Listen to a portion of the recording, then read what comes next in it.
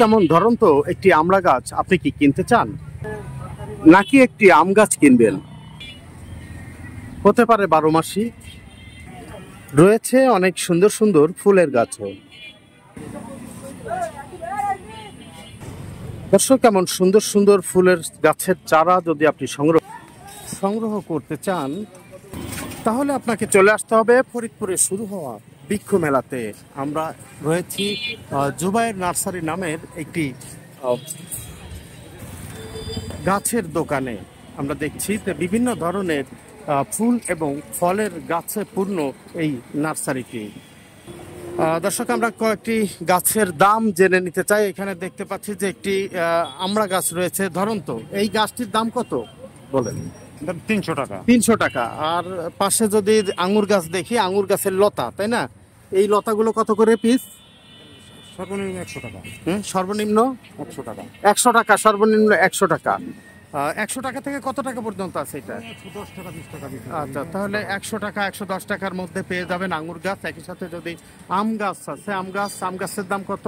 আম গাছ আছে মনে করেন হয়তো 3 থেকে 400 টাকা। 3 থেকে 400 টাকার মধ্যে আম গাছ পাবেন। এই যে আমরা দেখতে পাচ্ছি যে এখানে আরো বিভিন্ন ধরনের গাছ রয়েছে, মরিচের গাছ, ফুলের গাছ। হ্যাঁ, তো ফুলের গাছগুলো আমরা দেখতে পাচ্ছি। দর্শক, যে আম গাছগুলো বলা হচ্ছে, এই আম গাছগুলো কি 12 মাসের? 500।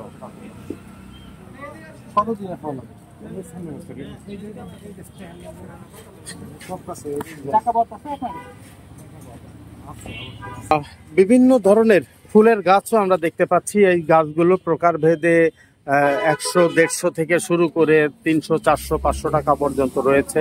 আপনারা এসে এখান থেকে দেখে আপনার পছন্দের মতো ফুল গাছ আপনি এখান থেকে নিতে পারেন। দর্শক, এই নার্সারিটিতে কিন্তু বিভিন্ন ধরনের ফুলের গাছ, ফলের গাছ রয়েছে।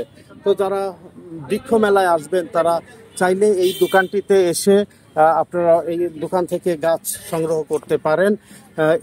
এটার ঠিকানা হচ্ছে কোথায়? গেদ্দা নাকি নার্সারি? হ্যাঁ, গেদ্দাতে। আচ্ছা, গেদ্দা সাহেব বাড়ির ওইখানে? হ্যাঁ, সাহেব পাড়া। তো সেখানে গেলেও কিন্তু আপনারা সারা বছরই এই নার্সারি থেকে ফুলের গাছ সংগ্রহ করতে পারবেন। জুবায়ের নার্সারি থেকে। এবং এখানে আমরা যদি দেখি যে তাদের মোবাইল নম্বরও দেওয়া রয়েছে 01707088728।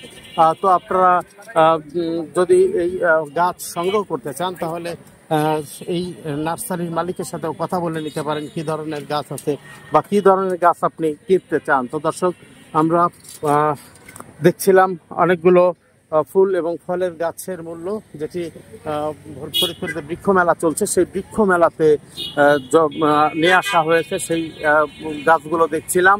তো ভালো থাকবেন, সুস্থ থাকবেন।